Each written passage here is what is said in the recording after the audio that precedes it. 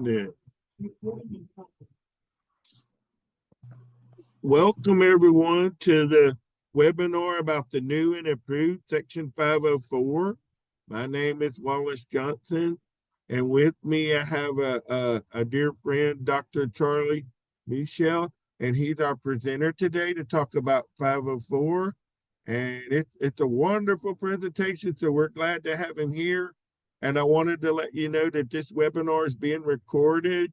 And at the end of the webinar later today, we'll email you the PowerPoint presentation from this webinar. And if you have any questions during the webinar, please use our chat box and let us know in the chat box if you have questions. And then that way we can get your questions hopefully answered.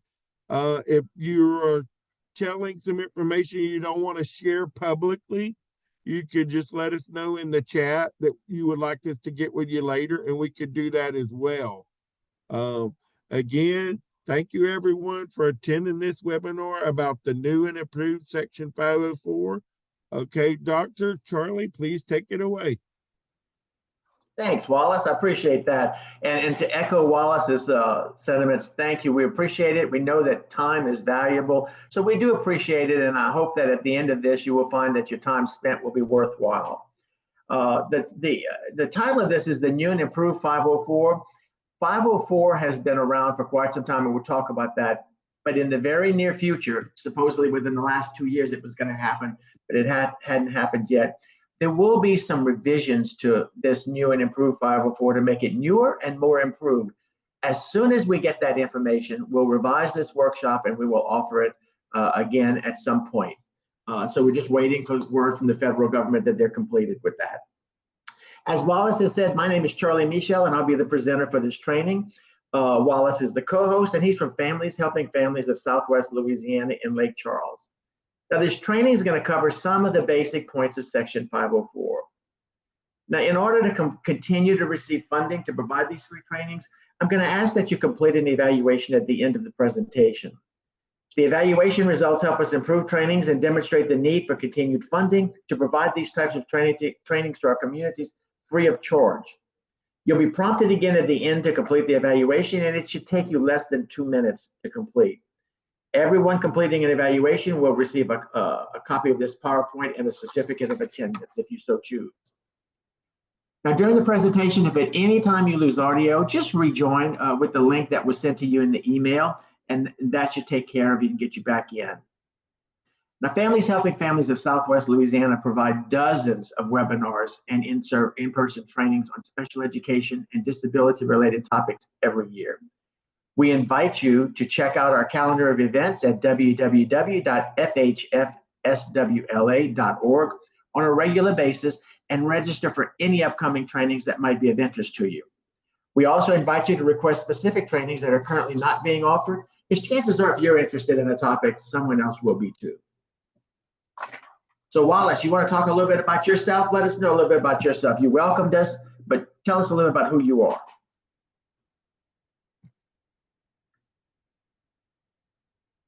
Trying to get my camera back on.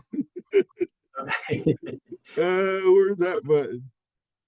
That's all right. While you're doing that, the participants are wishing I could get my camera off. This bald, shiny head's probably bothering people. Yeah, but anyhow, I'm Wallace Johnson with Families Helping Families, and I'm glad to be here. Part of my role is what I do here at Families Helping Families. I'm an education support specialist. So I support and help parents with special education issues as it relates to disabilities. And so that's part of my role. I'm also a self-advocate. I'm a person with cerebral palsy. So I've been working at Families Helping Families for over 30 years. So I enjoy what I do and love helping and working with people that have disabilities and their families. It's just awesome to do that. Thanks, Wallace. And Wallace and I have been working together when I was the director of Bioland Families Helping Families. He and I worked on some of these presentations together for the last 6 or so years. And I can tell you, Wallace does his job very well, and he's an asset to not only to Southwest Louisiana Families Helping Families, but to the entire network of Families Helping Families. And you know, we were partners in certain projects, but part of being successful is having partnerships with others that promote the same ideology as we do. We believe that all individuals with disabilities, regardless of the severity of that disability, have the right to live a meaningful life to the greatest extent possible in their least restrictive environment. We recognize this may look different for many people. However, we do believe that exclusion is unacceptable as a long-term goal. Our state partners include, with Families Helping Families of Southwest Louisiana, include the Families Helping Families centers around the state of Louisiana, which includes 10 independently operated family resource centers across the state. This network of centers provides support around a variety of disability-related topics. Families Helping Families of Southwest Louisiana is one of those centers, and if you have a disability-related question, contact Families Helping Families of Southwest Louisiana for assistance. If you're on here virtually and you don't live in their area, you can either find the one that serves you or call Families Helping Families of Southwest Louisiana, and they can give you that information. And typically on all of our websites, you can find that information so you can go directly to the center that can be closest to you for assistance. Now, another one of our partners is Louisiana's Council Advocacy Network, which is also known as LACAN. This is a grassroots network which advocates for inclusive education as well as individual and family supports and services. Links for these are on the slide that you're looking at now. Okay, Wallace. Now, one of the things that I want to make sure you understand is that I'm not a lawyer. I can't provide any legal advice. So anything that I give you today is based on my knowledge of the law, and I'll talk about my knowledge of the law in just a minute, but it is not considered legal advice. So if you need legal advice, check with an attorney, but certainly the centers, Families Helping Families of Southwest Louisiana, can give you a lot of valuable information when it comes to your rights and when it comes to some of the processes involved in this. Now, as Wallace said, as you go through this training, if you have any questions, type them in the chat box. He's going to be monitoring the chat box so we can answer those questions as we go along. There'll also be a time at the end of the training when more questions can be answered and discussed. There's no question too small or too hard. If it's your question, it's important to us. And I promise you this, if I don't know the answer, we will find out. I'm not going to give you some bogus answer. Hey, Wallace. Now, Section 504 is a very broad topic, and it covers a wide spectrum of issues from public building access all the way to educational access. Today, we're going to focus only on the educational issues that are relevant to your child's obtaining educational opportunities to the same degree that a child without a disability would. Before we finish this session, our goal is that you'll have a better understanding of Section 504 and how it can be determined if your child might qualify for services under the umbrella of Section 504.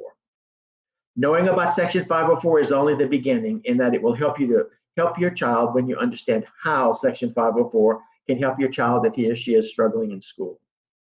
And lastly, we'll offer you some insight on what kinds of accommodations might be appropriate in order for your child to better access the instruction in school that is offered to all students. Okay, Wallace. You're looking on the screen and you're going to see this. Back it up, there you go. Wallace, can you put up the poll, the pre-check poll? You're going to see this pop up on the screen. The page that you're about to see is interactive, so please read the questions, the same ones you're seeing on this slide right now, and give an answer.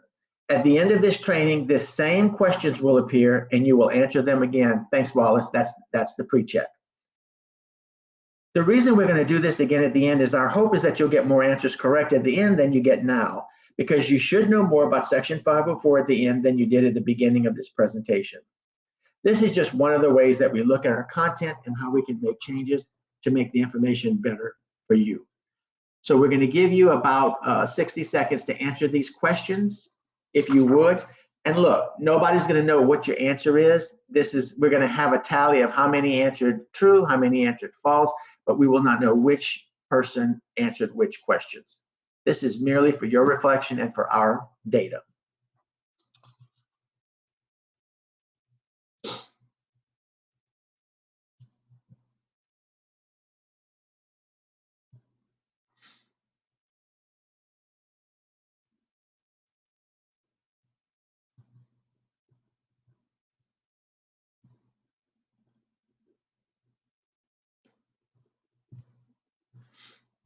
Okay, we're going to leave this up about 20 more seconds.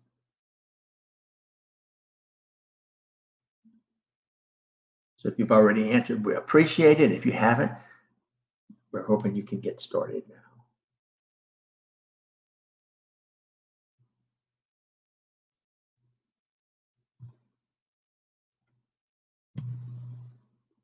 Okay, Wallace, you can close that out. Now, before we get started with the presentation, the real presentation, I want to share a little bit of information about me so that you'll better determine how much you can trust the information presented, as well as my ability to help you through your 504 journey based on my experiences and knowledge. The next few slides will shed light on what I do. Okay, next one. All right, I have a bachelor's degree from Nichols State University in Thibodaux, and my degree is in psychology, and I have a master's degree in educational administration and supervision with a +30. And a +30, for those of you who are not education people, it's 30 hours above a master's degree. And then many years later, I went to Sam Houston State University and earned a doctorate in educational leadership. Next. More of what I do, aside from my educational background, is for 6 years, I was the executive director of BioLand Families Helping Families from 2018 to 2024. I am happily retired now. However, I like to do things like this because while I am retired and extremely content, there's still so much work that these centers are engaged in. So anytime I can participate and help, that's what I want to do. Prior to my stint as executive director of BioLand, I was the special ed director for Lafourche Parish Schools for nearly 11 years. During that time, for 3 of those years, I was the District 504 coordinator. Prior to that, in Texas, I was a middle school principal for 7 years. In the Recovery School District in New Orleans, I was high school principal for 1 year. I taught special education, elementary and alternative, and I was a general ed teacher for 1 year at the elementary level, 4th grade. And let me just tell you, anybody who thinks teaching is easy, you need to try it. It is not for the faint of heart. I loved it, but it is not an easy job. All right, so now that you know what I do, in the next couple of slides, I want to share a little bit of who I am.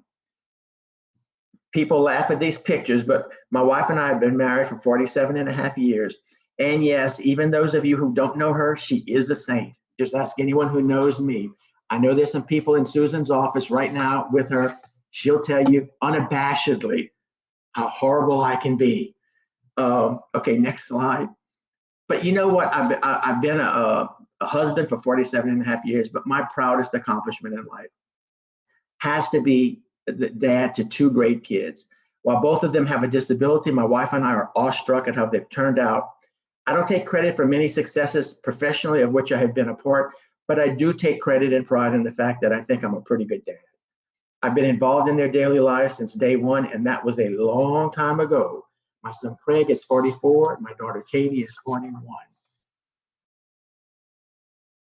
And it's for 4 days, so it's very nice. We love being a child. We love having our children, no matter how old they are.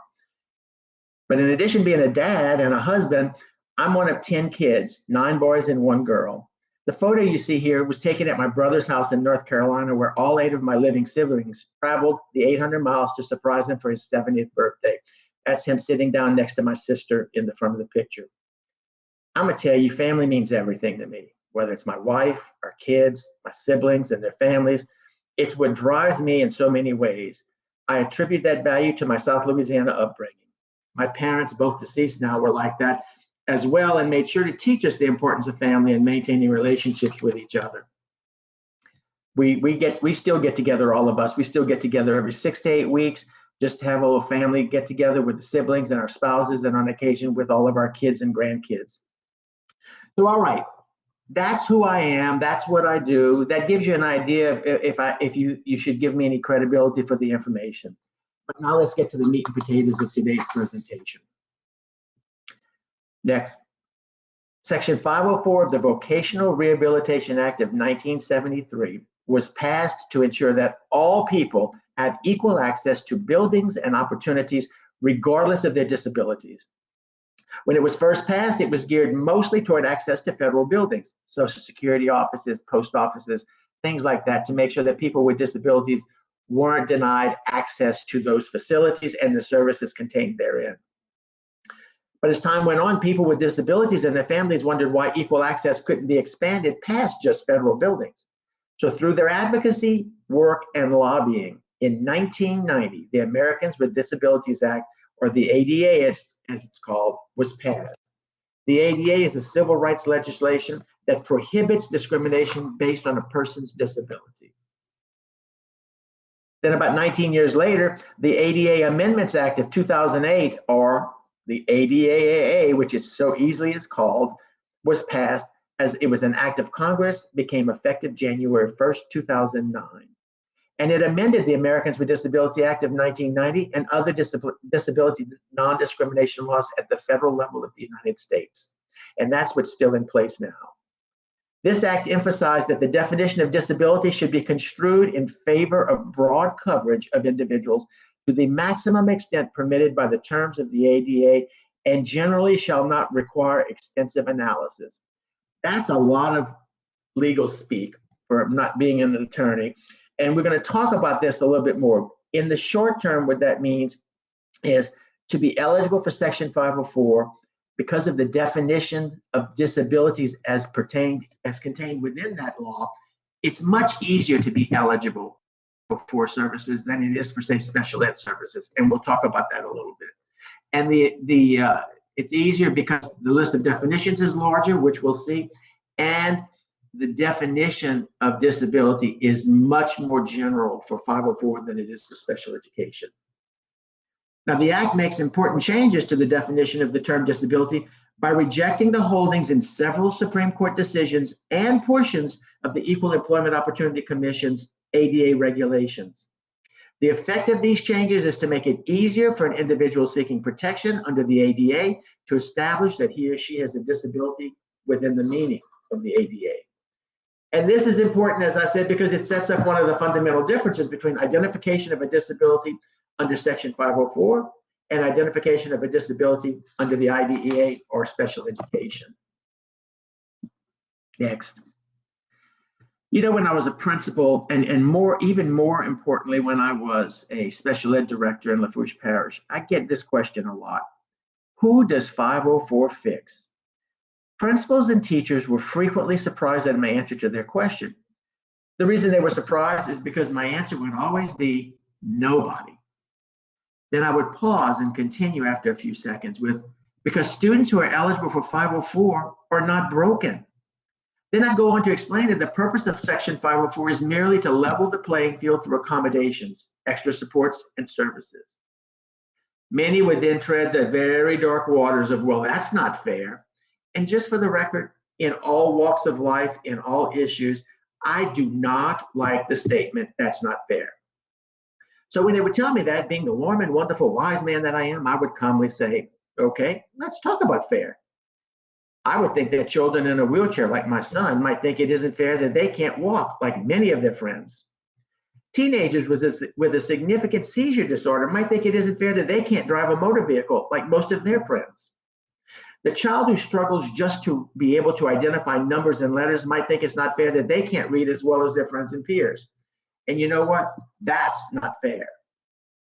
Section 504 provides teachers and administrators the ability to level the playing field so that a child's disability doesn't inhibit his or her ability to a point that opportunities for a child with disabilities are fewer than those for children without a disability.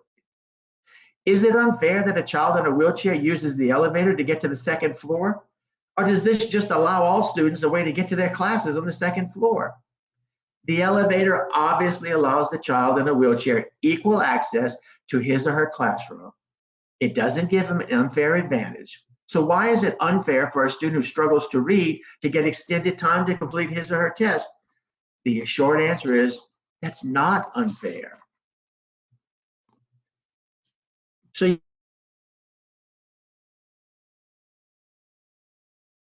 whether or not a student can be eligible for 504 services, and also a lot of people who will then be responsible to monitor the effective implementation and delivery of those services. While they're all extremely important because of what each brings to the table, it is the principal or his or her designee that is able to allocate the appropriate resources to ensure that all accommodations agreed upon by the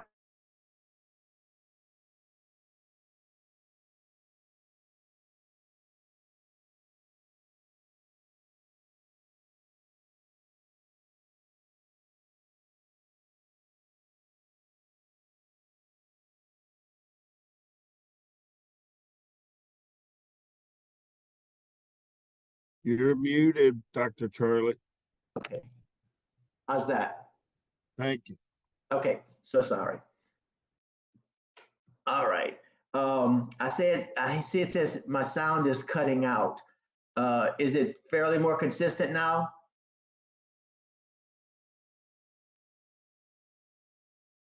Yeah, okay, good. Thank you. Thank you, thank you, thank you. All right. So when we're talking about the people who are making the determination, they all have different roles, and we'll talk a little bit about each one of them. But I want you to remember that the principal is probably the most important one, in that the principal has the authority from the school district to allocate resources to make sure that all the decisions of the 504 team are able to be implemented. Now that doesn't, and we'll talk a little bit more about what that means and doesn't mean, but remember the principal is the one who will allocate the resources. Because of this role, it is extremely important that the principal be present for the entire meeting. If the principal needs to leave, pause the meeting. If it's an emergency that takes longer than expected, have them reschedule the meeting. But I would never let a 504 meeting proceed without the principal present under any circumstances. And look, I was a principal for many years, and stuff does happen. It's not scheduled. So if the principal's in there or the assistant principal and an emergency comes up, it can't be helped, but don't let them continue the meeting without it, because the principal or the assistant principal or whoever is designated for that ODR, officially designated representative role, they will be there, they will agree to the meeting, and they will make sure that those resources are available. If decisions are made in that meeting and the principal wasn't there, and then the principal says, well, we can't do that, there's a problem on that for all sides, for the principal for leaving, for the meeting for proceeding. So you want to make sure that the principal is there for all of it. And if it is a true emergency and you have to reschedule because they have to stop the meeting, just get a date before you leave. And it should not be 10 days in the future. If they can do it in the next day or 2 or 3 days, that's what you want. It should not be an extended period of time, because an emergency on the school's part should not constitute an emergency.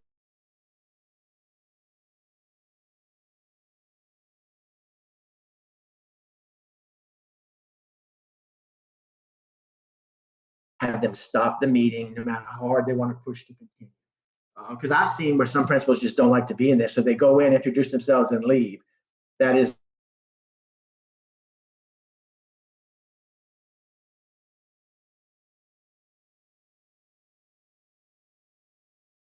okay. We're back.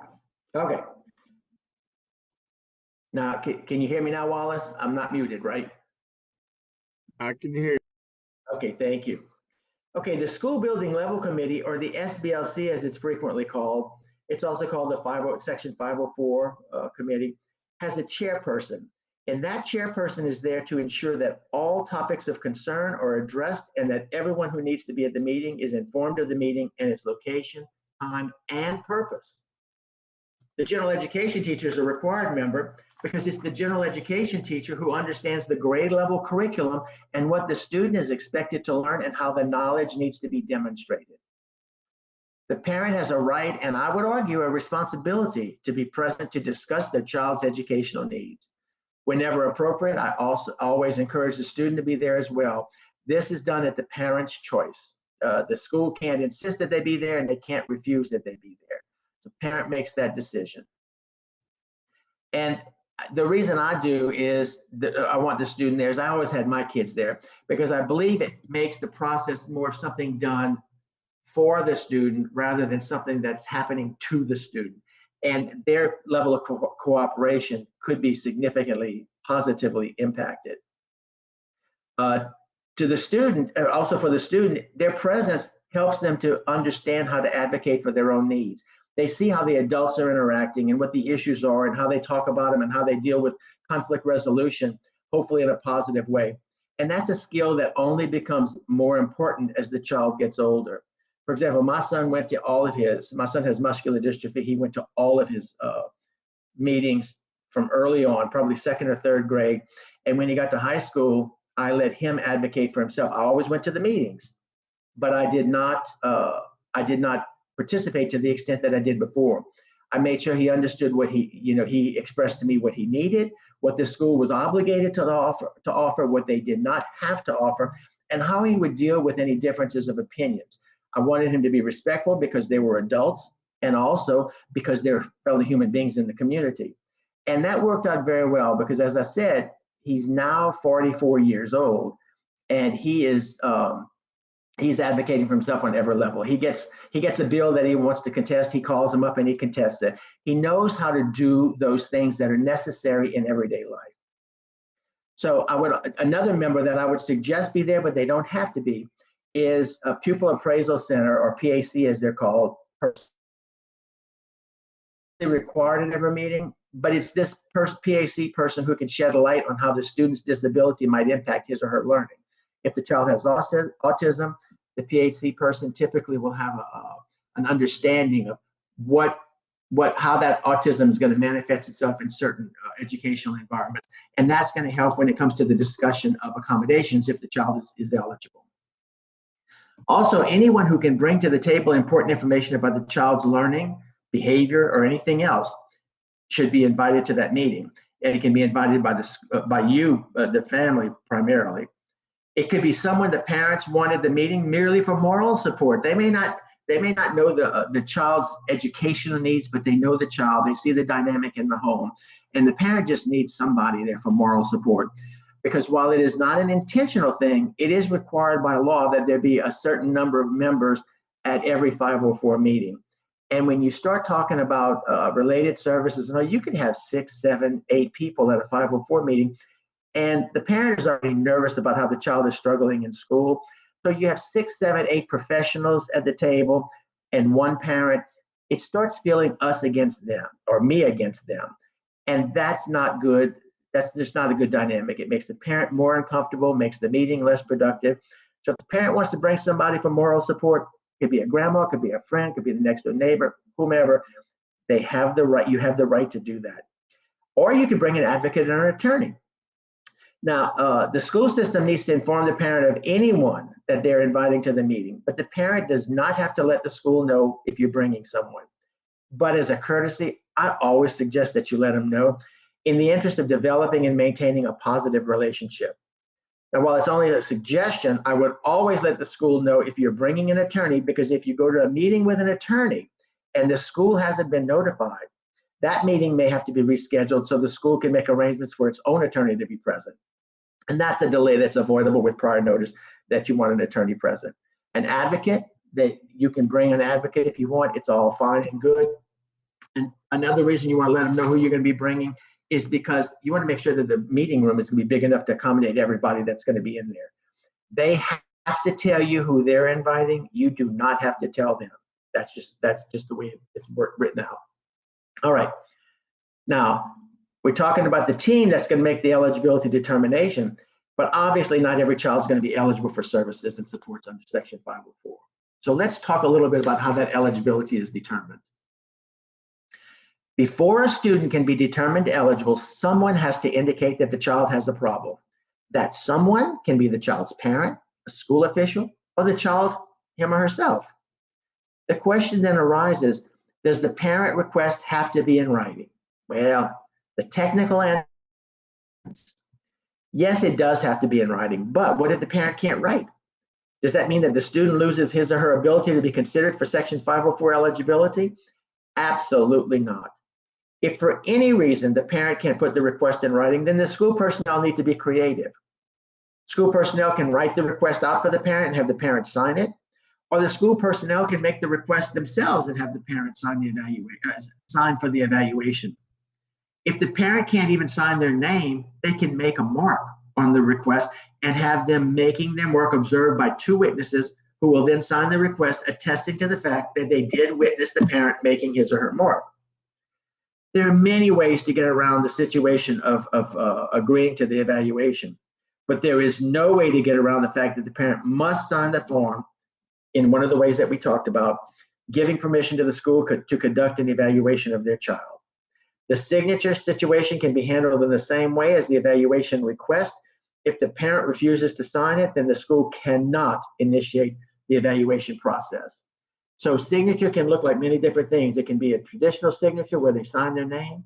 It could be a mark where it's witnessed by two people, but it has to be obtained before the evaluation can start.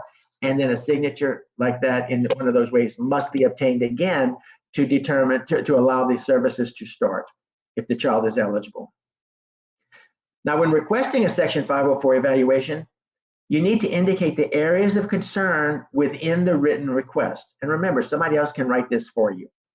Some of the main reasons cited might include academic, such as difficulty reading or comprehending written text, behavior, consistently violating school rules and routinely getting suspended, medical, diagnoses of diabetes, seizure disorder, or anything that might require visits to the nurse during class time, or other. The number of other reasons could be as numerous as the number of students in the school, because as we'll talk about again in a minute or two, the number of disabilities is far greater under Section 504 and not even all inclusive than it is under IDEA or special ed. Now, the definition of a disability under Section 504 is very different from the definition under the IDEA. Under Section 504, a person with a disability is one who has a physical or mental impairment that substantially limits a major life activity. We'll discuss substantial limitations in major life activities in a couple of slides. But another criteria for the determination as to whether or not a person has a disability under Section 504 is that the individual has a record of such an impairment, or finally, that the person is regarded as having such an impairment. Now, I understand the definition of disability, I understand the criteria, but I really had a hard time wrapping my brain around regarded as having an impairment. But after much research and many discussions with attorneys, I learned that this criterion is not so much for the initial eligibility determination as it is about the anti-discrimination component of Section 504. Whether an individual is or is not determined to have a disability under Section 504, if another person takes action against the individual, such as bullying, physical aggression, discrimination of any kind, and that negative action is because the aggressor thinks the individual has a disability, then the aggressor can be charged with discrimination, even if the child does not have a disability. But it's based on the fact that someone thinks they have a disability, so their actions are linked to their thoughts, not to the actual eligibility. So part of the definition is major life activities. So let's talk about that for a second. Look at this list. It looks pretty long, doesn't it? Well, these are only some of the major life activities listed in Section 504 regulations, but those regulations clearly stipulate that this is not an all-inclusive list. Other activities have been indicated, which include reproductive functions, functions of the immune system, normal cell growth, digestive functions, bowel and bladder functions, neurological, brain, respiratory, and circulatory functions. And even with all of these added activities, the regulations indicate that this expanded list is not exhaustive either. The long list, coupled with the more relaxed approach to eligibility determination stated in Section 504 law, that's what makes it much simpler for a person to be eligible under Section 504 services than is the case for special education eligibility. We're not going to talk about it here, but to be eligible for special ed, you have to fit the criteria for one of 13 disability categories. So you can see that IDEA has a much narrower focus than this 504. So we talked about major life activities, and we're going to talk about a substantial limitation. What is a substantial limitation? Well, that kind of depends. There's no definition provided in the law, in the regulations, or in any guidance regarding Section 504. The Section 504 committee, using the evaluation data, must determine whether or not there's a substantial limitation. Some of these determinations are quite clear. For example, if a child is in a wheelchair, his or her mobility is most definitely substantially limited.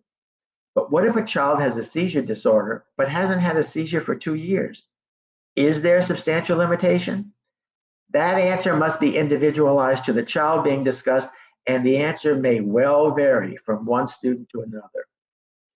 If the parent disagrees with the decision of Section 504 committee, the parent has the right to follow the due process procedures that each district must have specified for Section 504.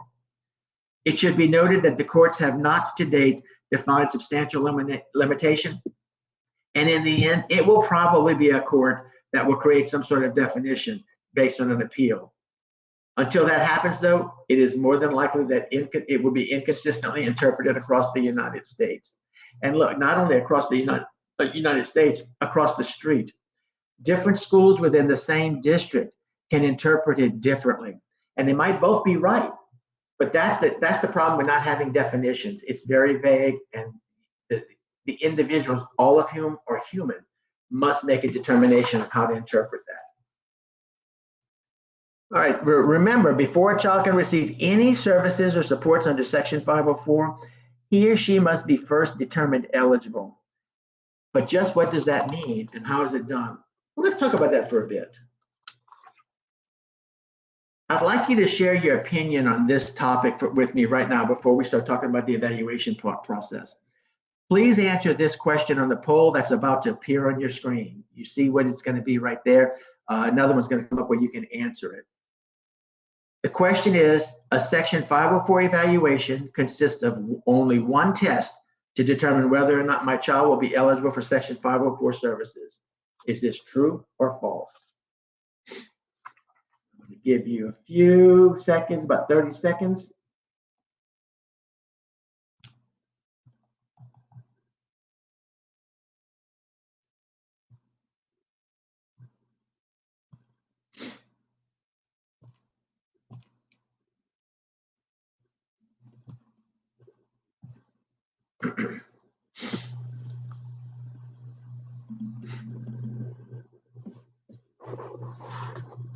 Alrighty. If you haven't answered, I'll give you about another 5 seconds to answer it. I appreciate it. All right, I'm going to give you a clue. First of all, anytime you see something about special ed or 504, if it says only, never, always, everyone, no one, in almost all circumstances, that's going to make it a false statement, because both special ed and 504 is it's all about individualization. So when you lump an entire group of people, no matter what it is, typically the answer is already wrong before you finish the question. All right. Now, in order to determine eligibility, the school must conduct an evaluation. It must be understood that an evaluation is not just a single test, it's a process. This process will include some testing, but it may also include interviews with the parents, with the student, and with the student's teachers. It's also critical that student data be reviewed in order to determine whether or not the student is having problems in the area of academics, behavior, communication, health, or in any other area. Academic data reviewed should include at a minimum grades, standardized testing like LEAP scores, progress monitoring data. Different school districts use different things, but STAR and Renaissance, those are a couple of them. Should include current work samples. Behavior data should also include at a minimum office referrals, conduct grades, attendance, and any available PBIS data. All schools are required to, I believe all schools are required to maintain PBIS data. So if your school is collecting PBIS data, is implementing a PBIS program, use that in order to support or refute your child's behavioral needs. Communication data would include information from the parents and teachers regarding the student's abilities to articulate his or her thoughts verbally, as well as in written form. Prior hearing and vision screening assessments should be reviewed, and along with information received from parents and teachers, a determination may then be made as to whether or not further communication assessment is warranted. And you want to remember, all these data need to be current. It's fine to look at old data to see growth or regression, but you want to make sure you have current data involved, because their eligibility is going to be based on current data. Any health information provided by the parents and or the school nurse should be reviewed as well. For a child with a medical condition, it's critical that the child's medical records be shared with the school so that the child's eligibility can more accurately be determined. Plus, If eligible, knowledge of the medical records will help the 504 team create a more effective plan to assist the child while in school. And a lot of parents are a little hesitant to share medical information with the schools. But in order to have a good plan, have a good decision on whether or not your child is eligible, and have a good 504 plan based on all the data, it's really important that schools get that information and that they're given permission to speak to the doctor when they ask for it. Sometimes it's not necessary, sometimes it is. But the reality of it is, if you're worried about sharing that information because it's going to get out, the schools are bound by the same HIPAA regulations and laws as doctors and nurses and hospitals. So any medical information, it's only for those who need to know. The nurse typically needs to know. In some instances, an administrator might need to know, or the classroom teacher. But there are some things that no one has a need to know.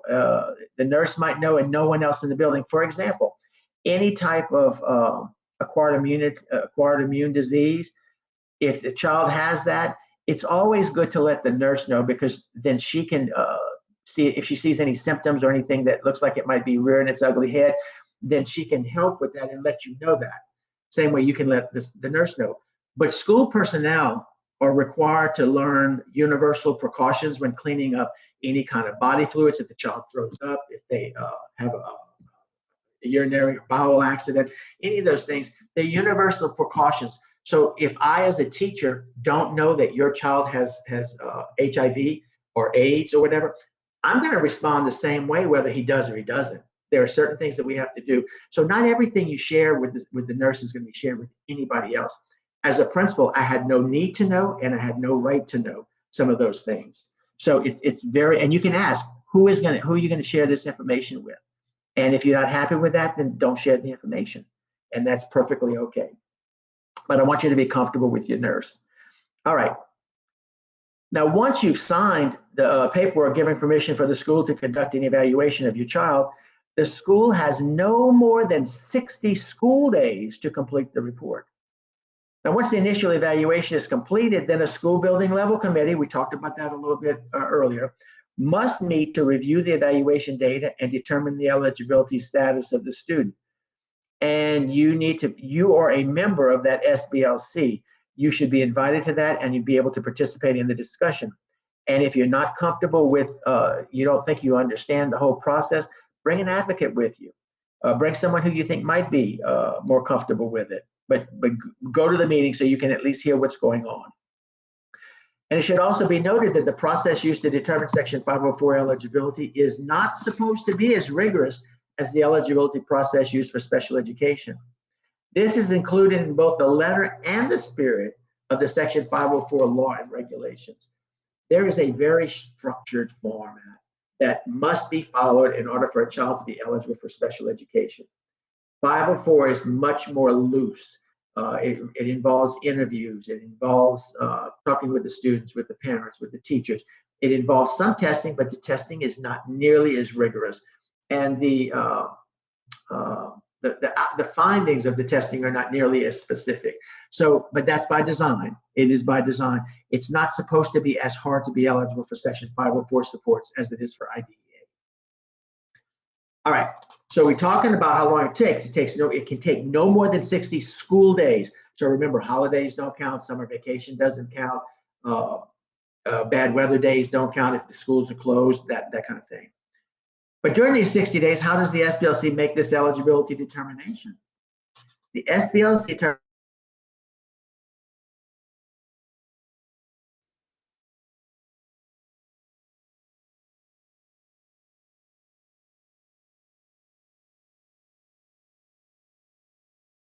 is, does the student have a physical or mental impairment? The data contained within the evaluation report should indicate the answer to this question. And if the answer is yes, then the nature of that impairment, the diagnosis, must be described. This would specify the disability under Section 504. It could be something like ADD, ADHD, diabetes, seizure disorder, math learning disability, reading learning disability, anxiety, or a host of other possible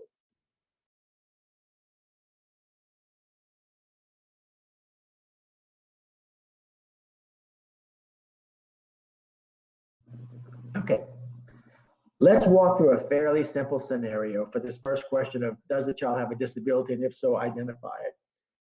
Please know that most scenarios will not be this clean cut, but for the purpose of today, let's just keep it simple.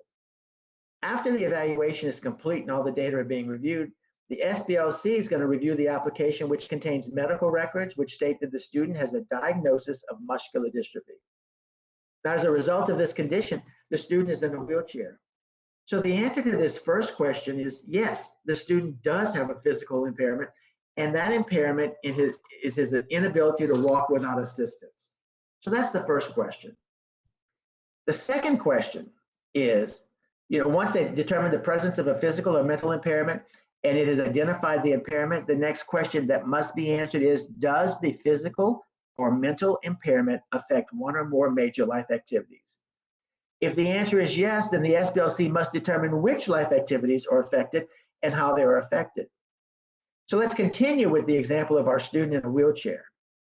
It's been determined that he does have a physical impairment and that he can't walk without assistance. So the major life activity that is affected would be mobility. So now we've determined that the student has an impairment that limits the major life activity of mobility. Now we must determine whether or not the physical impairment substantially limits a major life activity, and if so, which major life activity. Remember now, it's just affecting the major life activity. So it has to be determined whether or not it substantially limits a major life activity. Just being affected isn't enough. It has to substantially limit that major life activity.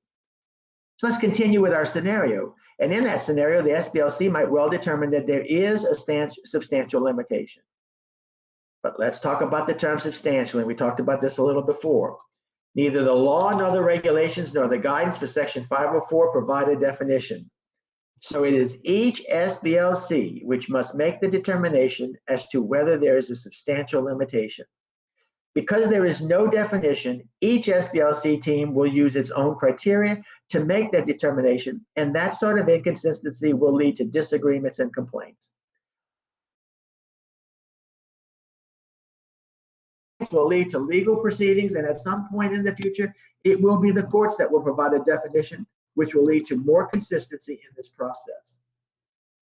So in this example, it appears that all three questions have been answered with a yes. So now what? In our example of a student with a diagnosis of muscular dystrophy who is in a wheelchair, the SBLC answered all three questions with a yes. So the student is in fact eligible as a person with a disability under Section 504, and a Section 504 plan should be developed.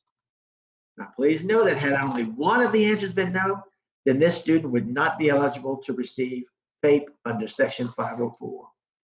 It doesn't matter which one of the questions. If the first question was no, you stop the evaluation. If the second question was no, you stop the evaluation at that point. If the third question, you got two yeses and then you get a no on the third one, the child is not eligible. One no, regardless if it's question 1, question 2, or question 3, the child is not eligible. And once you get a no, you don't have to go to the next question. All right. Now, there are many areas of concern that can lead to an evaluation of a student and the determination of eligibility. One of these areas is academic. For example, if a child is reading well below grade level, and that's usually defined as at least 2 or more grade levels lower than their peers, and they're not responding to academic interventions, a Section 504 evaluation might be warranted. But the child could be struggling in math, following directions, etc., and those would all be academic concerns which should be investigated and addressed. And there can be more than one concern. You would investigate all of them. Behavioral concerns might include repeated discipline referrals and suspensions, changes in overall behavior or mood. And we know teenagers go through this a lot, so you really have to be aware of those changes, because you want to look and see, is it just typical teen angst, or is there something else going on? So you really need to work with your teachers and with your child and make sure that you can kind of differentiate between those. And if you can't, go with the assumption that you want him evaluated. If you start getting suspensions, a change in overall behavior, mood, unusual aggression, all of the student's discipline data along with interviews for the student, his or her parents, and the student's teachers and any PBIS data which are available are all good sources of data to investigate these concerns. And when you're asking for an evaluation, do not hesitate to ask them what data they're going to be collecting and how are they going to make the determination. Let them verbalize to you so that you can be a better member of that decision-making team, because that is your role and that is your right. Okay? Now, once we've determined that your child is eligible, the discussion of accommodations is of critical importance to the leveling of the playing field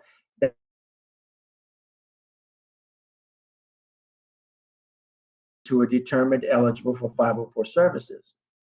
In a Section 504 team meeting, the discussion of accommodations is where the rubber literally meets the road.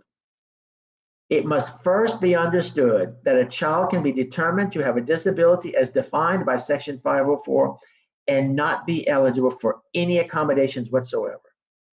One example of that might be a child with ADHD who is on medication and the medication is working. The diagnosis of ADHD will probably alone make him or her eligible for Section 504. But because the meds are working, he or she's not having any behavioral or social or academic problems in school. Therefore, there's no need for accommodations because the playing field is already leveled. However, should the meds stop working, or if the child stops taking those meds for any reason, a 504 committee meeting should be called to discuss accommodations and other supports that might address the student's new situation. But remember, you already have a 504 eligibility. So now all you need to do is to determine what you can do to address these new needs related to the disability that's already been determined. So that's why you want to have the eligibility determination, even if the child doesn't need any accommodations. The first thing to remember about accommodations is that the sole purpose of accommodations is to level the playing field, not to give the student an advantage over his or her peers who don't have a disability. Some people will view it as an advantage, but you just need to look objectively. Like we talked about, if a child uses an elevator to get to the second floor, to get to his classroom on the second floor, and children without disabilities can't use the elevator, which is often the case, that's not giving the child in a wheelchair an unfair advantage. That's just giving him equal access. So you got to look at it from that perspective. And sometimes you may need to help the teachers and the administrators realize that. And sometimes they may have to help you realize that. So any accommodation that is provided or denied must be supported by data obtained through the evaluation process. For example, a student with a reading comprehension disability might be eligible for the accommodations of tests read aloud, extended time, or other things related to that reading disability. But if the student has no disability, say in the area of math computation, an accommodation of a calculator would be inappropriate as the data don't support such an accommodation. This is true regardless of how badly the student, the school, or the parents want the student to have this accommodation. A student with a diagnosis of ADHD or ADD might be given the accommodation of redirection, repeated directions, etc., because it's related to their lack of focus, their impulsivity, so that the accommodations are related to that disability. And one important aspect of accommodations that must be considered at all times is that if the child doesn't qualify for an accommodation during classroom testing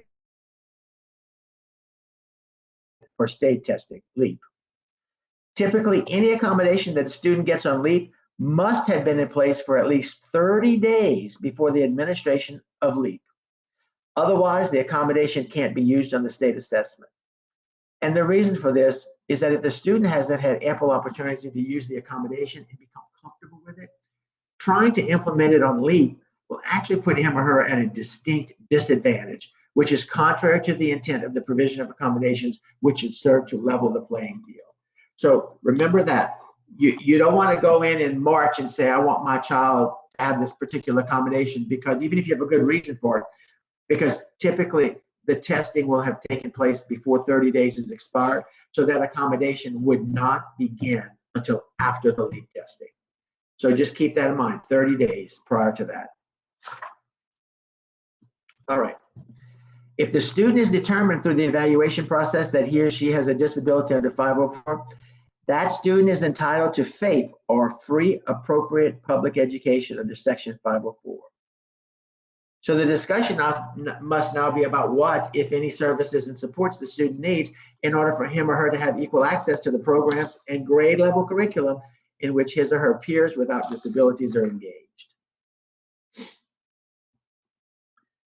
talk about accommodations versus modifications and what the difference is. A lot of times you'll hear people using the terms modification and accommodation interchangeably, but they are in fact two very distinct and different things. Using them synonymously is a slippery slope that can cause problems for the student and for the school. An educational accommodation is a support provided to qualified students that will level the playing field by minimizing some of the impact of that student's disability on his or her access to the general education curriculum. But the student is still learning the same content and must demonstrate that he or she is learning that content to the extent required for his or her peers who have had no disability. The way this mastery is demonstrated might be different, but the content will be the same for all. Whereas a modification indicates a substantial change to the content or to the level of mastery required. Only students who have the most severe intellectual disabilities are provided instructional modifications, and for the most part, those students would be identified as students eligible for special education services under the Individuals with Disabilities Education Improvement Act, or IDEA. And the reason for that is the curriculum is the curriculum for all students. When you have a significant intellectual disability, there's typically an alternative curriculum, and there's a process through the special ed evaluation process where a child will be determined eligible. Almost always, not always, but almost always, a child with a significant intellectual disability for special ed services, and that's the area that will provide them the protections and the supports. All right, now once the 504 plan has been developed, all of the students' teachers are responsible to provide all of the accommodations. But if the student has behavioral issues, all personnel who have contact with the student are responsible for the implementation of any identified strategies. This might include bus drivers, cafeteria workers, clerical staff, janitorial staff, or anyone else who has any kind of contact with the student during the course of the day. So at this time, when you're talking about these accommodations, ask the 504 chair when all appropriate personnel will receive a copy of your child's plan and who you will be giving it to. Because you know, if the plan isn't distributed, not only does that violate the law, but it also defeats the purpose of the accommodations, which require consistent implementation in order for them to be effective. If the appropriate staff aren't aware of the decisions made by the 504 team, there is no way that any of these decisions will be implemented and whatever problems have been present will continue and in all likelihood get worse. Also know that if all the staff were not notified of these accommodations or they're not implementing them properly, if a student is referred to an office, let's say in the cafeteria, because the cafeteria worker did something, I'm not accusing them, but if your child engaged in a behavior in the cafeteria and the cafeteria worker or whoever's on duty in there did not respond to that behavior according to your child's behavior plan, according to the 504 plan, then your child might be sent to the office, but there can be no discipline for that because that 504 plan was not being implemented. So it's very important for the school and for the student. Students benefit, the students' growth, the students' behavioral improvement, and for the school to legitimately and effectively implement that plan. It's very important that all appropriate staff have access to that plan. During the 504 meeting, when these plans are being developed, ask the team how the implementation will be documented and how those data will be shared with you, as well as with what frequency. How is the principal going to know? How are you as a parent going to know that this plan is being implemented? How are you going to know what the results of that implementation are? So you want to know how is it being implemented, how is it being documented, and how will you find out what not only what the documented information is, but what those documented information means. Is the child making improvements? Is the child not making improvements? And how frequently will they give you that information? You could ask to see charts and graphs that they create on a basis of their own choosing, weekly or monthly. And if you don't understand those data that are provided to you, do not be afraid to ask for a teacher meeting to have them explained to you. You don't need to have a whole 504 meeting to have them explained to you. Just ask to meet with the teacher, especially the teacher that he's having problems in. If that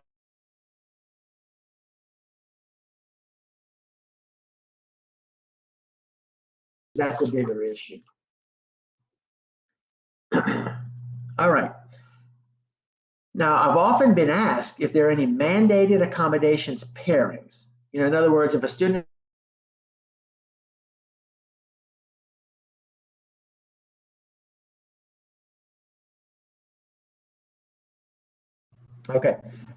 mandated accommodations pairing just means basically if a student is eligible for one accommodation, will that make him or her automatically eligible for another accommodation?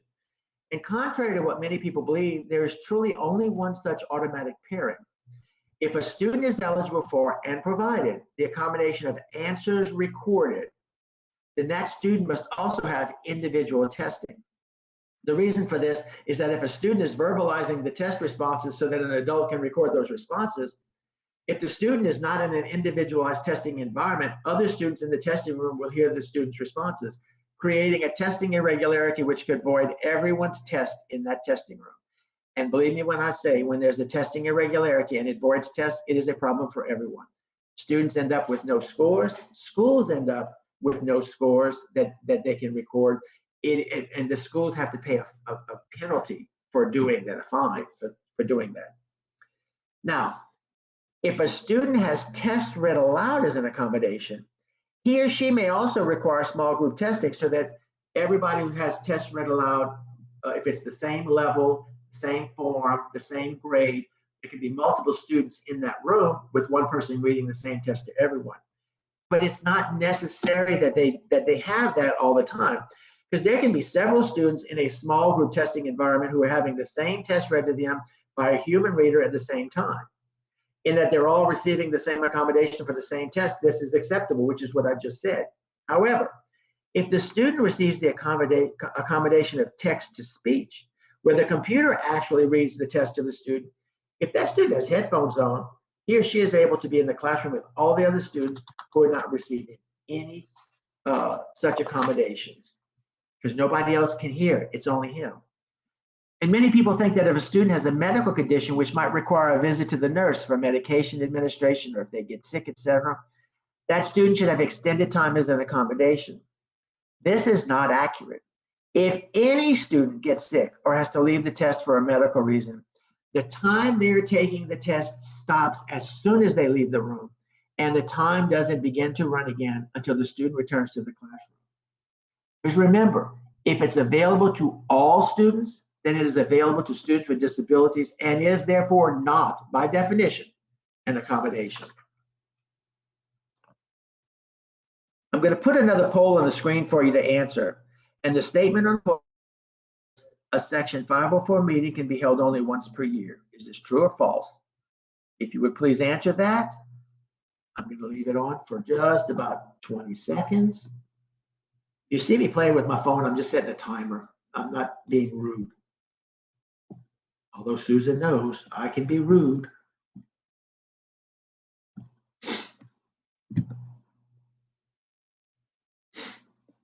All right, if you would please give you a couple more seconds. All right. Okay, let's close that poll down. Now, to ensure that the plan is being implemented and is yielding positive results for the student, the Section 504 plan must be reviewed at least annually. But student progress should be monitored much more frequently by the teachers, the parent, and the 504 committee. During this annual review, data for the past year should be collected and reviewed in order that the data-driven discussions may be conducted that result in decisions about whether to continue certain activities and accommodations, discontinue them, or add new accommodations and strategies. This is so very important because if the supports and services in place are not yielding positive outcomes, they must be changed. If they aren't working but are continued, the student doesn't progress as much as he or she could, and the gap between their learning and that of their peers who don't have disabilities will continue to grow. And that is the opposite of what we want to happen. Now, while the team must meet at least once per year, if you see that your child is not progressing or that the decisions made at the 504 meeting are not being implemented, you have the right, and some might say the responsibility, to call for another meeting anytime so that your child's progress or lack of said may be discussed. I have gotten several phone calls in my role as executive director for the last 6 years saying that the school is telling them they can only meet once a year. No, if you call them in in August and say, look, already I see some problems coming, and they say, well, I'm sorry, the annual is not due to March. We'll discuss it in March. Absolutely not. Absolutely not. You have a right to call a meeting whenever you need to. Now, if it gets to be you start calling a bunch of meetings and they're not really 504 issues or 504 meeting issues, there might be a teacher that you need. They may try to limit you somewhat, but they would have to have a good reason for it and some good documentation. But do not let them tell you that they can only discuss your concerns once a year. That is, not only is that not accurate, they should be looking at your child's progress more than once a year. And if your child's not making progress, they should be calling another meeting. They should be calling you and saying, look, we have some concerns. Would you mind coming in? And what's a good time for you? And then set up a meeting, because that's what you need. We mentioned that if the child is eligible for 504, they're entitled to FAPE, a free public education. But what is that? FAPE is individualized based on the data and needs of the student being discussed. It will and should look differently for every student, as it will be outlined with the context of an individualized accommodation plan, which might be called an IAP or a Section 504 plan. The Section 504 committee will determine FAPE through the review of data and discussion among the members, which includes the parent. FAPE is important because it's sort of like a roadmap on a trip. FAPE will set the course that must be taken to get to the desired destination. If FAPE is not appropriately determined or implemented, the student will never arrive at the desired destination. Now, as we've discussed, once your child has been determined eligible for Section 504 services, the 504 team must meet at least once per year to determine progress. There's also a requirement that your child be reevaluated every 3 years. This reevaluation should include some new testing and a review of your child's progress over the past 3 years. This is critical in that without current data, decisions will not be the best they could be. And remember, the best way to see positive results is through a data-driven decision and courses of action. Old data or missing data will only impede your child's progress, and that is not something that should ever happen. So remember, when they tell you that your child's 3-year reevaluation is done, look at the data they're using. Make sure that it is current data from it can be from the last 3 years so you can see where it is. But if you see the same data being discussed that was discussed 3 years ago when your child was made eligible, or 3 years ago when they were last evaluating your child, question that. Tell them you want to have another meeting with the current data so you can see the growth over the last 3 years. The last time they got evaluated, there was some baseline established. This is what he's doing. This is what he's doing. This is what he can't do. This is what we're going to do to help out. I want to see how those things helped him. Because not only will it tell you if your child is closing the gap, if the gap is enlarging, if it's staying the same, it will help to make a discussion more productive about any accommodations that might be needed for your child. All right. Now, I hear this a lot. We hear womb to tomb is the expression that is frequently used. Once you're in 504, you're always in 504. And the question that I would pose to anyone is that true? You know, your child has been determined to be eligible for 504. How long does that last? Well, like I said, some people think it's forever, but that is not correct. As we discussed earlier, your child will be reevaluated every 3 years. If as a result of any of those reevaluations, your child is no longer meets the criteria for 504, they can and should be dismissed from Section 504 eligibility. This can also happen as a result of any significant change in information during the 3 years between evaluations. It can happen when a medical diagnosis is changed or eliminated. However, if this is the case, whether it's at the 3-year reevaluation or somewhere in between those 3 years, if I were the parent and they said your child is no longer eligible for special ed, you want to see the evaluation that determines that. If it's a medical diagnosis that was eliminated, that's going to be part of the evaluation, and that'll determine that he's no longer eligible. But ask to see the evaluation that gives the specific reasons for the discontinuation of your child's eligibility. And it's not that you're contesting it. It's that you just want to make sure that everything was done to safeguard your child's rights.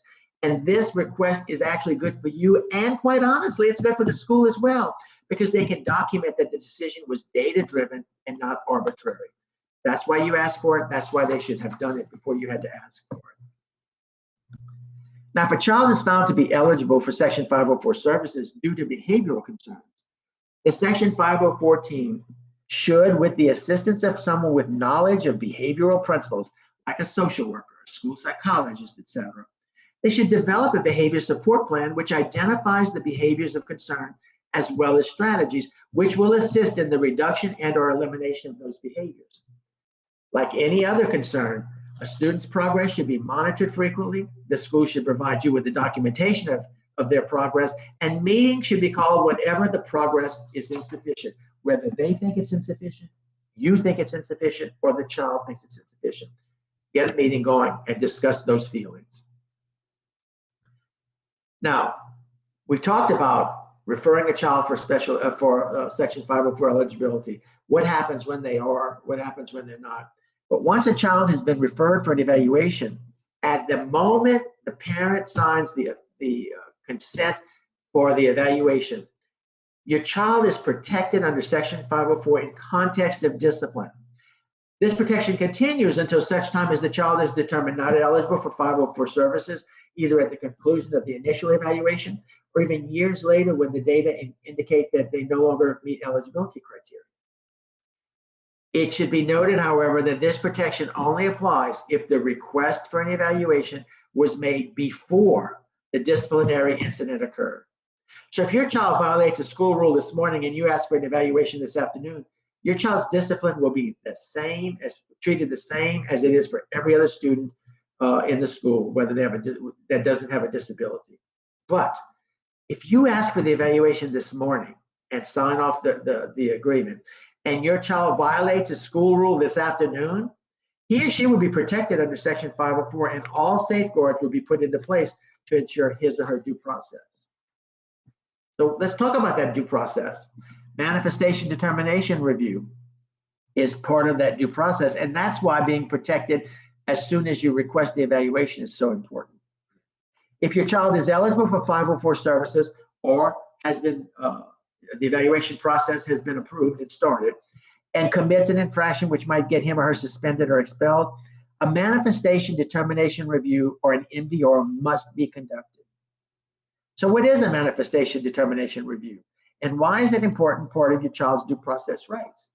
Simply stated, it's a meeting to determine whether or not a behavioral infraction is the result of a choice on the part of your child, or if it was the result of their disability. If it is determined that the behavior was not a result of the child's disability, then the same discipline applies to this student as it would to any other student who has no disability. However, if it is determined that the behavior is the result of the student's disability, then no disciplinary action may be taken against the student. This is true in all cases except where federal law mandates certain consequences. The 3 acts that require discipline, regardless of the presence of a disability, include incidents involving drugs or alcohol, incidents involving weapons, and incidents resulting in serious bodily injury. As a parent, you have a right to be present during this meeting, and you have a right to advance notice so that you can prepare for it with an advocate, an attorney, a friend, your child, or anyone else, if you so choose. Couple of caveats to that. One is, even if your child has a disability and is protected, your child can be suspended up to 10 times, even if it's related to the disability. After the 10th one is when that manifestation determination review meeting is gonna take place. So the first 10 times, if any child will get suspended and you have a disability and it's related to that disability, you can be the child can be suspended as well, because the law allows for 10 FAPE-free days, which means the first 10 times you're suspended, it could be 10 separate infractions, or it could be 3 infractions and you're suspended for three days here, 3 days there, 3 days there. 10 FAPE-free days, not 10 incidents, 10 FAPE-free days, whether it's related to the disability or not. And the other thing is serious bodily injury. If anybody tells you that your child is being expelled because of serious bodily injury, ask them to see the legal definition of serious bodily injury, and here's why. The definition for serious bodily injury is disturbingly specific, and it is extremely serious. It's not a broken nose, it's not a cut finger, it's loss of an arm, it's loss of an eyeball, it's loss of sight, it's near death in many instances. Now there are some other examples that would be, but in my experience, serious bodily injury has been overly used and to the detriment of the students. So as a parent, if they say it's serious bodily injury, ask them to see the legal definition, and it is a legal definition. There's statutes that define it. Ask them to see that, and ask whoever it is that you're talking to, how does this incident meet those standards? And that's at the point, if you don't think it does, then you get an advocate or you get an attorney, because it is seriously overused. Not every school district does it, but there are many people in many school districts that overuse this, because they do it under the guise of wanting to protect the staff. But the reality of it is, that's not the job of discipline. The job of discipline is to address the student's needs. And it sounds cold-blooded, and I've said this, I was not the most popular special ed director, because I would say this to the superintendent as well. So keep that in mind. Serious bodily injury, keep that in the back of your mind. If they ever accuse your child of committing that, look for the definition and ask how that meets the criteria. All right. Now, as a general rule, the manifestation determination review must take place within 10 days of the disciplinary infraction. It could be sooner than the 10 days, but it shouldn't be conducted until the administration has had sufficient time to complete their investigation into the incident. Because remember, if they don't have all the details, how do they make a decision on whether or not it's related to the disability? The answer is they can't. They have to do a full investigation and find out what happened before the incident, what happened during the incident, and what happened after the incident. And not only with your child, but with the staff that was present, with other students that was present. And that takes a little while. Now, the NDR is going to look like a typical 504 meeting, but someone with knowledge of your child's disability and how that disability might impact his or her behavior should also be present. This could be a school psychologist or a social worker. Once all the information pertaining to the incident has been shared with the participants of the 504 meeting, then it is the responsibility of those present to answer two questions. The first question is, does the student have a 504 plan that is reasonably calculated to provide the opportunity for the success of the student in spite of his or her handicap? And the second question is, was that plan implemented with fidelity? If the answer to either of these questions is no, then the finding of the team must be that there's a causal link between the student's behavior and the student's disability. In other words, if there's no plan in place, or if it hadn't been implemented with fidelity, either one of those things are true, then the behavior is automatically linked to the disability. For example, if your child has a disability that manifests itself in inappropriate behaviors, there should be included as part of the 504 plan a behavior plan, which might be called a BIP, or a behavior intervention plan, or a BSP, or behavior support plan, or whatever your school district might call it. So what happens if your child has such a disability and doesn't have such a behavior plan in place at the time of the infraction? Well, in that event, it can and should be argued that your child's 504 plan was not developed with sufficient support to ensure the opportunity for success. So then the answer to your first question is, in this case, would be no. So at that point, it stops, the process stops. It has to be determined at that point that there's a causal link between your child's behavior and his disability. Similarly, if there is such a plan, but it is determined that the plan wasn't followed as it was written and discussed, if that is the case, then once again, a link between the behavior and your child's disability must be acknowledged. In either of these cases, no disciplinary action can be taken unless the infraction is one of the 3 federally mandated disciplinary actions we talked about earlier. But contrary to what you're going to hear principals say and some teachers, well, that's not fair. They get away with everything, blah, blah, blah. That doesn't, the fact that it's related to the disability doesn't, and they cannot impart any discipline, doesn't mean that the school system doesn't have a responsibility to do something. What absolutely needs to happen is that the 504 team must either develop a new behavior plan or revise the existing behavior plan in order to provide the level of the support necessary to prevent future occurrences of similar behaviors. So it's not that they can't do anything. They can't put the child out of school, but they must visit, why was this child unsuccessful? Why was he able to engage in this? And what can we do to prevent future or to minimize the possibility of future similar actions? Now, if no link is determined, then the student will receive the same disciplinary consequences as any student who has no disability. It is this MDR process that is part of the entire due process afforded to students with disabilities that serves to help level the playing field, which, as you may recall, is truly the foundation of Section 504 accommodations. Excuse me. Now, we're talking about all these things, all these discussions, all these meetings that are going on. And no matter how hard everybody tries, and usually everybody's trying real hard to get along, be courteous to one another, stand up for your rights, explain your positions and all, but there will always be time when parents and school personnel just can't agree. If all forms of communication fail to bring all parties to consensus, then the parents have the ability to pursue their due process rights. Each district's due process will look a little bit different because there is no standardized one in the state. But if you check the parent-student handbook that you receive every year from your school district, you should be able to find the process used in your school district. If you go to your school system's website, you should be able to find this process in the policy section as well. Many of the districts will have levels with this appeals process. The key thing is to read the procedures carefully and follow them exactly as written. If there's a timeline to file the appeal and you miss their timeline, their deadline, you will forfeit your right to move to the next level of the appeals process. So be certain about the timeline. Is it school days? Is it business days? Is it calendar days? What's the definition of days?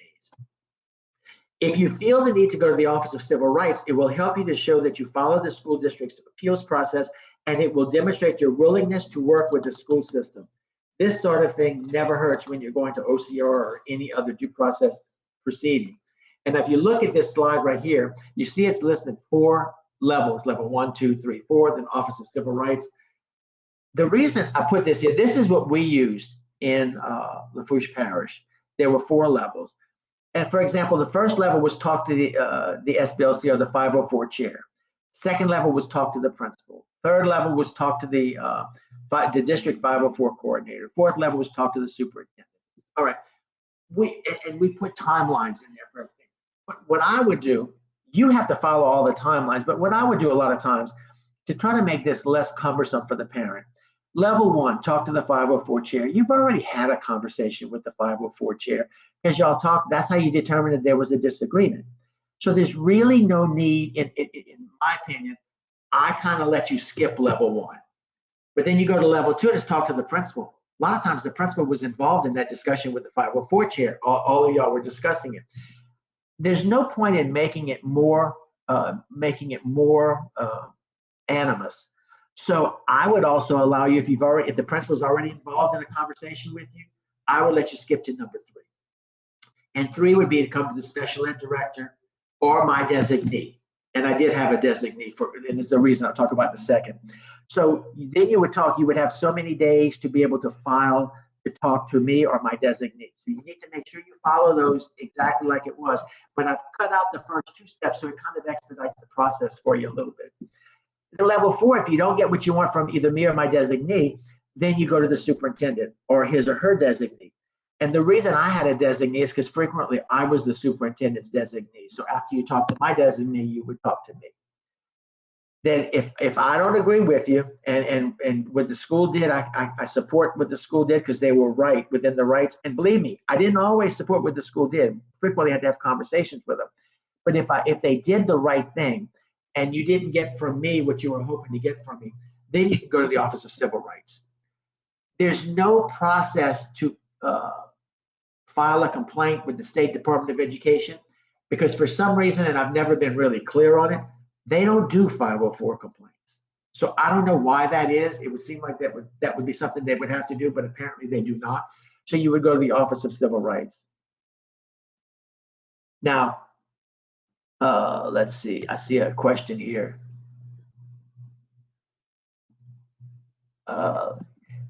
Can request a meeting with 504 plan with a student is diagnosed with ADHD and potential loss. Courtney, I'm not 100% sure I understand the question. Are you asking if you can request a meeting with regarding a 504 plan with a student that is diagnosed with ADHD and has potential autism? Is that the child is already eligible and you want a 504 meeting, or the child is not eligible and you want to start the process?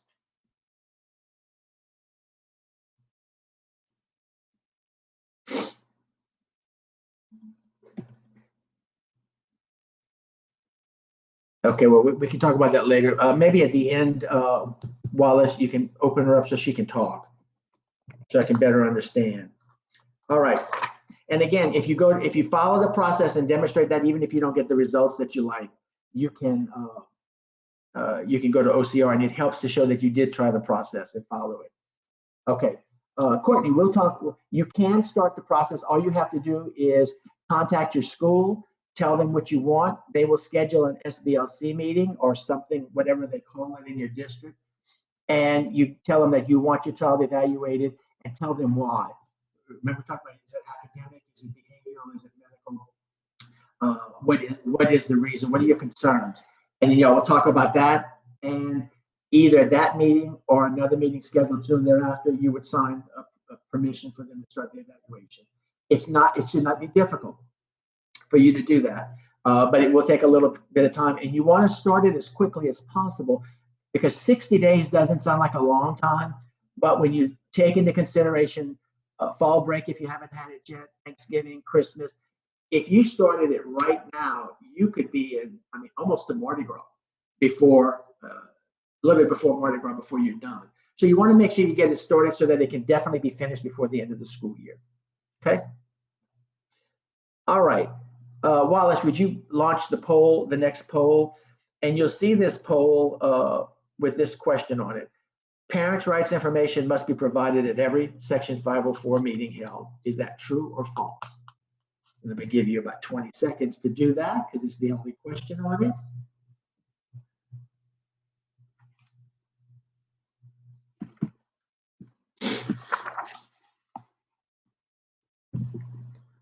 If I had any kind of a singing voice and carry a tune, I'd do the Jeopardy song right now.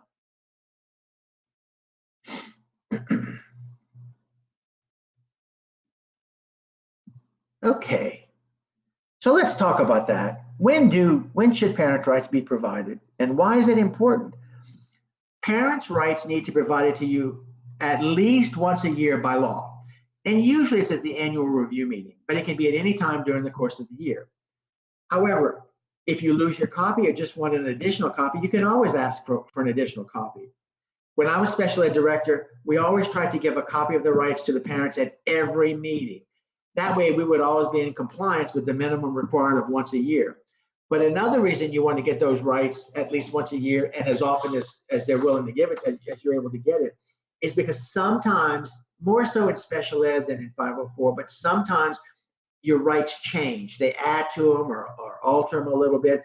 And you want to make sure that before you file a complaint, you have the most current list of your rights, so that you know that you're operating within the rights and you're not going to be in danger being shut down because it's no longer a right. So just ask for them. You can ask for them at every meeting. A lot of districts have them posted online, and they say you can get it online, just ask when was the last time it was updated. And if there have been no changes, it might be a while since they've updated. So just have that conversation going so that you know what they have up there is your most current rights. Okay.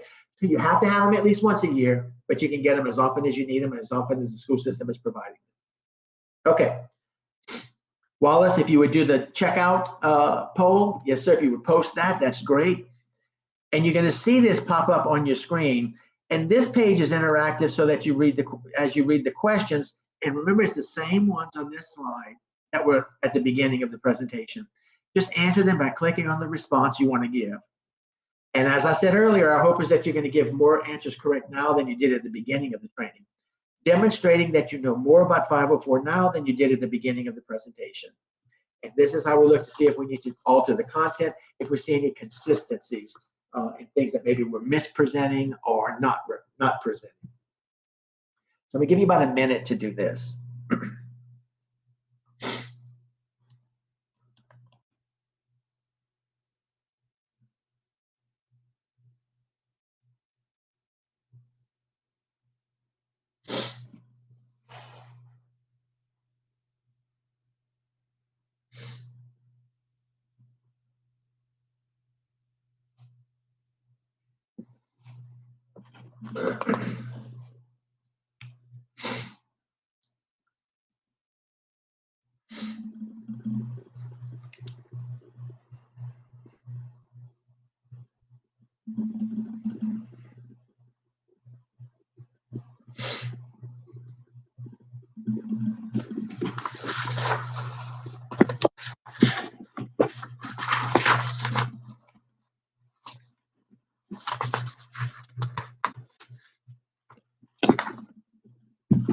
Okay, I'm gonna give you about another 30 seconds. And I see somebody said the poll left too quickly. I apologize for that.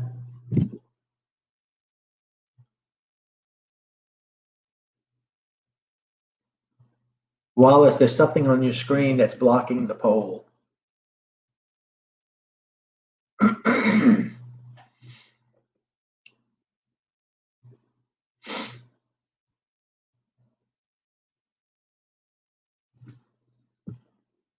Okay. Is it still blocking it? Yeah, it's a blank screen. It says welcome to Teams. If you just X out of that, that should get us where we need to be. Okay, I don't even see that on my end. Can anyone else see that screen, or is it just me?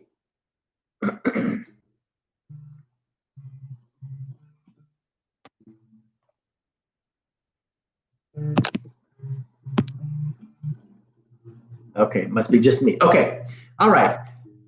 Okay, Wallace, we can get out of the poll now and go to the next slide. And we've been talking for about an hour and a half on the subject of 504. So just a very, very brief recap of reflections. What is Section 504? And again, this is just a brief recap. We're not going to go into a big, long discussion of it. But Section 504 is part of the Vocational Rehabilitation Act of 1973, which initially allowed for equal access to federal buildings. So people with disabilities could access not only the buildings, but the services that are provided within. So that's what Section 504 is. And it has expanded over time to include education and many other things, including the education of your child and how you can help that. So if your child has no academic disability, can he or she be eligible for services under 504? Explain. The short answer is yes. If they meet the criteria, they can be, because it doesn't have to be just an academic disability because it's at school. It's anything that will impact school. For example, it could be medical, it could be academic, it could be social, it could be behavioral, it can be any other thing that involves, that will impact him or her at school. And how can Section 504 help students with disabilities who are struggling in school? Once determined eligible, the 504 team, of which you are a member, is able to discuss how that behavior manifests itself, how it's causing problems for the child in school, and then accommodations can be and strategies can be developed and implemented in order to level the playing field. That's the key, to level the playing field.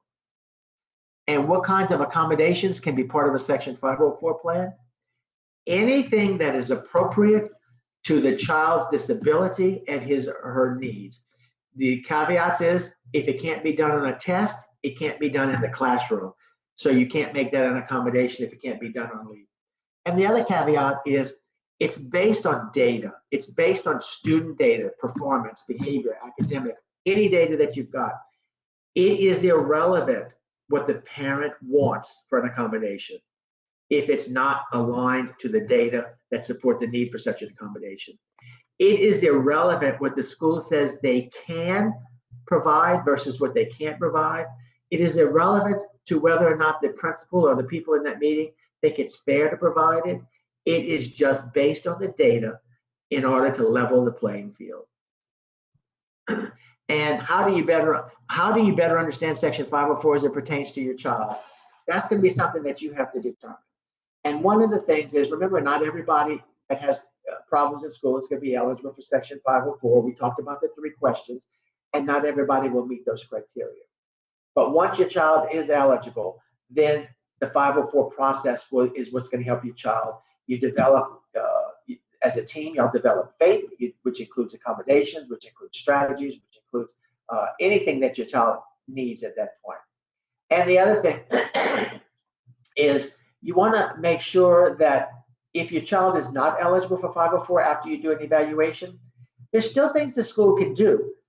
Response to intervention is a huge push in the schools and has been for many, many years. And it is supposed to be designed to meet your child's academic, usually, or communication, social issues in school. You don't have to be Section 504 eligible or special ed eligible in order to get help. Schools are required to meet children where they are. So your role as a parent is to help the school understand what you're seeing at home and at school, and they can help you understand what they're seeing at school. So together, y'all can work on it as a team to help the child to exhibit fewer of these problem circumstances that y'all are all seeing. Okay. Next slide. Does anybody have any questions right now? One of the things is there is another presentation that probably will be offered at some point in the future, and it's a comparison of 504 and special education because there are substantial differences between the two. So we're going to do that, and perhaps by the time we do that presentation, some of these new regulations that we've been waiting for a couple of years from the federal government will be in place, and we can talk about that too, because that will change the comparison between 504 and special ed. All right. And I see that the link to the survey has been posted on here in the chat section. So please do that before you leave the presentation. And look, as you're reviewing this information with the teachers or the progress with your child's education, questions will always come up. So please contact us. And here's the contact information. I am retired, so I no longer have an office that you can call. But if you send your questions to info@FHFSWLA.org, which is the same email that Wallace has, we will work together to get you any information. If they don't know it, I will help them find it out.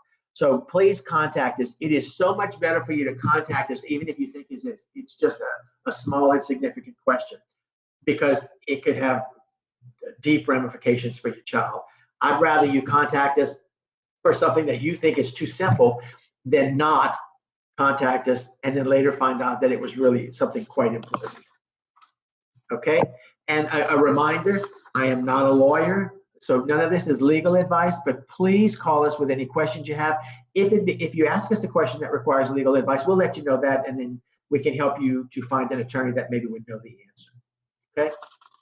And, you know, as I said, while I'm not a lawyer, I do have some great kids, and I've been very proud of those kids. And I learned a lot of this stuff from working with my kids and with the schools. And then I became a professional working with the school system to make sure that no one had to suffer the way my kids did. I mean, it was 40 years ago.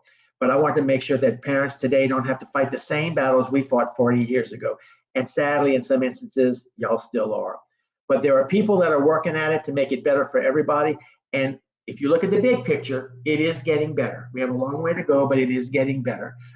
In your particular circumstance, maybe it's not, but hopefully it is. So if there's any questions you have, please help us. And I want to thank you so much for your attention. And Wallace, I want to thank you for your assistance today in helping set this training up. And we look forward to hearing you whenever you need assistance with your 504 journey. Again, please complete the survey that appears on your screen. It has only 7 questions and should not take you more than 2 to 3 minutes at the very most. Looking to see. Thank you all for the positive comments. Those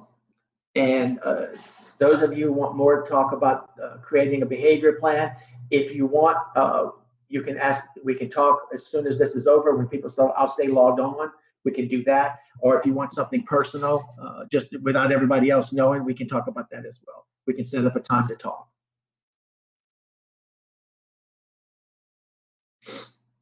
Patrick Washington, you said, thank you, sir. Thank you.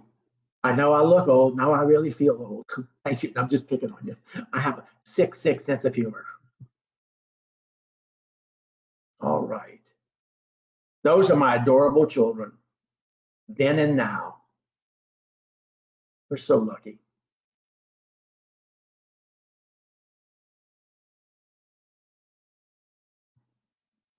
Y'all have a lovely day. Thank you, everyone, for attending this webinar. We're grateful that you attended. Later on, we'll email you the PowerPoint from this presentation. Again, thank you for attending this webinar. Have a nice day. Courtney, are you still there?